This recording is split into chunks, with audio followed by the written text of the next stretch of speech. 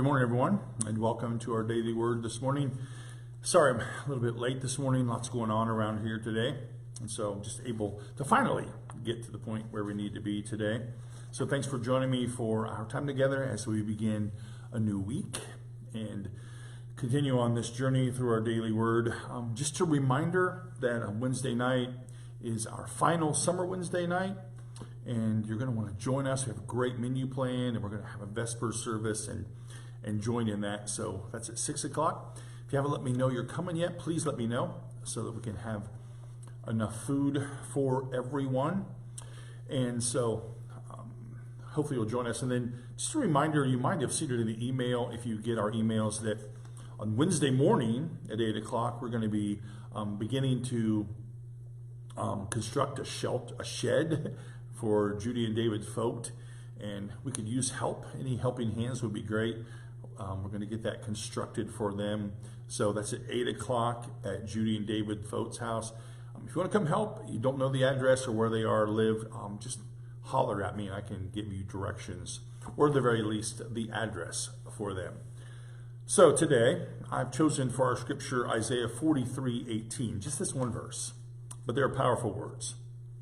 Do not remember the former things, or consider the things of old.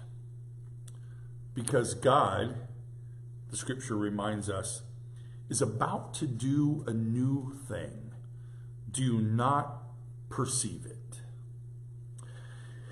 It's interesting that I talked a little bit yesterday about the stuff that we hold on to and the stuff that holds us back, whether it's about forgiveness or just the fear of letting go or the fear of moving forward in life. Sometimes we are held captive by the past, right? And we don't really perceive that God's doing a new thing in our midst, and we're held back because of that. This scripture reminds us that when we remain in the valley, when we remain stuck, when we're unsure about where to go and what to do and who to talk to, when we remain in the valley, we risk obstructing the view of new things. And not just that, but of the now things that God is doing for us.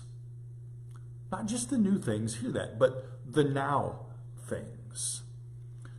All of our lives, we're really not stuck.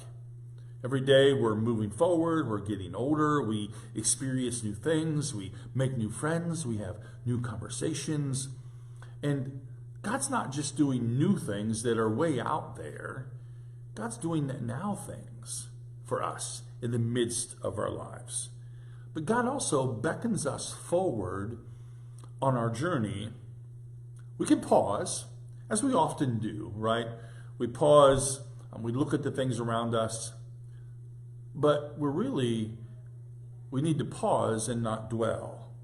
Look around, but keep moving on the path that God's calling us to, because God makes a way through the wilderness to where God is calling us and guiding us to the possibilities of what might be. And the scripture's so powerful for us. It's kind of like for us doing spring cleaning or doing fall cleaning. We get rid of stuff. We clean stuff up. We wipe away the cobwebs and the dust, and we clean the windows. When I was a kid, I always had to wash windows for my grandmas, and my grandma Oates especially. We'd use newspaper, to clean the windows and get them really shiny and clean. We did that twice a year to put the storm windows down in the spring, in the fall, put them up in the spring, and get ready for what's next. We are called to do those kind of things in our lives, and just to be reminded of what God's doing in the future, but especially of what God's doing now for us. And that's such good news for us as we live our lives. And so, we find a way through the wilderness together.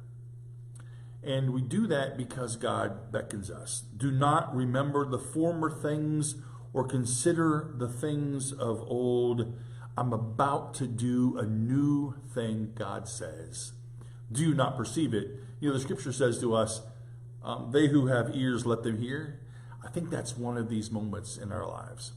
So I pray that today and in the days to come, as we enter the fall season, as we get ready to wash our windows and put down the storm windows and rid ourselves of all these things, that we'll be reminded that God is doing a new thing today and tomorrow and the next day for us.